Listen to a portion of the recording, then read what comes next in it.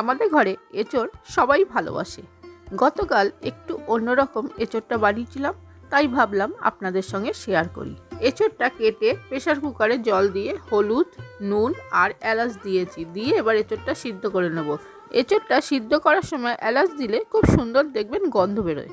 আপনারা এইভাবে একবার ট্রাই করে দেখবেন। আলুটা কেটে হলুদ দিয়ে লাল লাল করে ভেজে নিয়েছি। এবার তেলের মধ্যে ক্যাপসিকাম, পেঁয়াজ আর একটু চিনি দিয়ে নেড়েচেড়ে ভেজে নিয়ে তার মধ্যে আদা রসুন বাটা, টমেটো, কাঁচা লঙ্কা আর নুন দিয়ে একটু ভেজে নেব।